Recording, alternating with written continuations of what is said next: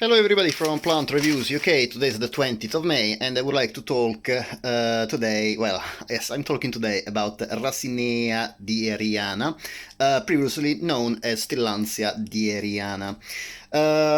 This is a bromeliad, so it's a plant belonging to the family Bromeliaceae that basically are a family of plants famous to be epiphyte, and bromeliads are plants that they usually have a rosette at the base, and this rosette is actually made of leaves that held on together quite tight, and in the wild water accumulates in the center of the rosette. That is also the area where the rainwater accumulates and forming like a puddle, like a small pond in the center of the plant, where some animals live, including it's the breeding place of most species of poison dart frogs in the genus Dendrobates. The dart poison arrow frogs, I think is the name in English, the very colorful small frogs that are used by by the Native Americans of South America. They use the secretions of these brightly colored frogs because these frogs are poisonous, and they use basically to the secretions of the skin of these frogs put in their arrows to hunt animals, because the poison is so powerful that when injected by an arrow the animal drops dead almost instantly. However, talking back about the bromeliads, these are epiphytic plants, so they grow on top of other plants, and due to this fact they need a very well-drained soil and that doesn't accumulate standing water. Indeed, I have my bromeliad just in moist soil. It's very important that it doesn't get waterlogged. Indeed, as you can see, there is no water standing in the plastic jar. It's a recycled plastic jar of cottage cheese that fits perfectly with the pot, because bromeliads are very easily killed by overwatering. Another thing you can do in bromeliads to water them is actually placing the water in the middle of the leaf rosette, and actually this is the best way to water bromeliads as long as the climate is quite warm, like in the house. The only problem is when they actually have a flower stalk, especially at the beginning when the flower stalk is forming. It's better not to put water in the rosette, but just keep moist the soil, the potting mix outside, because the flower stem developing can actually drown in the water. And even more importantly, the best water to water bromeliads is rainwater, or at least reverse osmosis or distilled water, because build-up of calcium salts can actually be detrimental to the plant, and in the long term the plant can be permanently damaged and die. About this species, is native to Ecuador and in a pretty small area actually of Ecuador, so I've read that in the wild is actually pretty endangered. However, it is widely cultivated as a houseplant, luckily. So you can see that the leaves are pretty green with some spots at the base, and that's typical of this species. The height of this plant is actually quite small. My plant is about 20-25 centimeters tall, and it is doesn't take a lot of space in the house, so is really recommended even if you have a small flat. What is spectacular of this plant is the inflorescence. So basically from the flower stem, a huge inflorescence with several bracts. The bracts are these modified leaves that are brightly colored, is the main point of attraction of the plant. And from these orange bracts develop the true flowers that are trilobed and are white. The flowers, unfortunately, are not fragrant, even if they are white, are quite long and tubular, as you can see. And they don't last long, they last basically one day or even less, and they rapidly become brown. As you can see, these are the spent flowers. What is really attractive attractive about this bromeliad, in addition, I think the foliage that itself is a nice foliage. I love bromeliads because they're very peculiarly shaped as well as the color of the leaves. This one is green, but many bromeliads are actually leaves that are mottled or striped. Very nice pattern.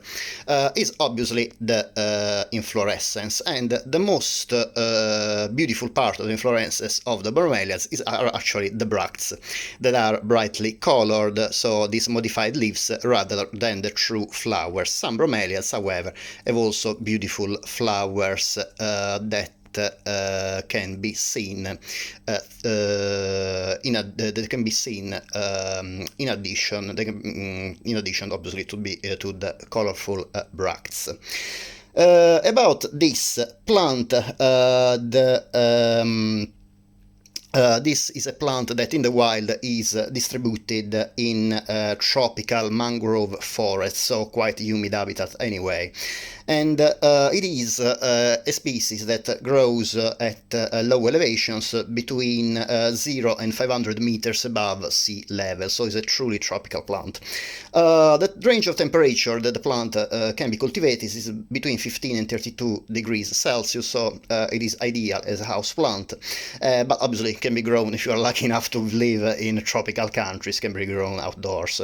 In its bright, indirect light and high level of aeration, and the aeration is very important because Tillandsias, and including this one that is not Tillandsia anymore, as I said, has been reclassified in the genus Racinea, are epiphytic, so they grow on top of other plants, so the ventilation on top of on the branches of the plant is pretty good. These plant can be grown on wood, on shells, on rocks, however also in a potting mix, as long as it is quite as long as it is moist, but also well drained. So in my opinion, this one can be improved, this soil. As soon as the inflorescence dies down, I will actually repot the plant, putting in a potting mix with a little bit more bark and some perlite, just to improve the aeration and of the soil, as well as the moisture retention. It's very important to keep a balance between moisture. This plant really doesn't like dry conditions because it comes from tropical rainforest, but also doesn't like to be waterlogged because it's an epiphytic, grows on other plants, and water never accumulates on top of branches or other plants, so it's really difficult sometimes to get a good balance for it. So far I've been medium successfully with bromeliads. I have one that have been cultivated since about 3 years, but others have been growing them for about 1 year, 1 year and a half, and then unfortunately they die down. Usually bromeliads don't live very long as a plant because the real plant actually tends to die down after flowering, but before dying down usually produces pups. So basically genetically it's the same plant, but they look like different individuals. So what you can do once they have enough roots is divide the pups and putting them in their own pots, or otherwise keep them in a group in a bigger pot if you like, a bigger obviously bigger clump of plants. About the watering of the plant, as I said, better to keep the soil moist when the plant is in bloom, because as I said, it's better not to put water inside the poddle on the leaf, in the center of the leaf rosette, when the plant is producing flowers. However, once the flower is spent, you can actually, the best ideal way to water the bromeliads is actually put distilled water or reverse osmosis water, or even better, rainwater, in the center of the leaves, where this poddle will keep the plant hydrated. However, it's very important that when the water is in the poddle, the temperature doesn't fall below the 15 degrees. That's the real minimum, because otherwise the cold water can actually damage the plant, and the plant can then die. So these are plants that I would say are not too difficult to keep, but are not the easiest house plants to keep. I bought this plant very recently, about a couple of weeks ago. Usually when bromeliads are sold, they all have these beautiful inflorescences when they are sold. However, it's very important also after the inflorescence stays down to keep the bromelia happy, so hopefully you will get nice pups and keep the other inflorescences going. On the mother plant, usually the mother plants basically doesn't bloom anymore, but the pups developing from the base will bloom at some point, hopefully, if the plant is happy with your growing conditions. As I said, this is really a beautiful plant. You can see how the stunning color, this beautiful orange, is bright and offers a very nice contrast against the green of the leaves, and really can bring a beautiful tropical feeling to your house. As usual, I hope that you enjoyed the video. If you like this video, would be great if you can please give a thumbs up, and if you like this video and the other videos on my channel, would be great if you can please subscribe. It is completely free for you, but in this way you support me on the YouTube, because YouTube get notified the more subscribers I have, and the more subscribers I have, the more YouTube can support me through advertising. Also, I need to reach the minimum of 1000 subscribers to get the advertisement done by YouTube, and until then I'm just making videos, obviously, for the pleasure of giving information to all my subscribers and viewers, but I hope that one day I can make this as a real job, or at least a side job. I have also a job to, like, a normal job in addition to be a YouTuber, so unfortunately I have not much time to make editing of videos. I know some YouTubers are great in editing the videos, but I still hope that you enjoy the information I give you through the videos and about the reviews of the plants I cultivate. As usual, thank you very much for watching, and I hope to see you next time. Bye.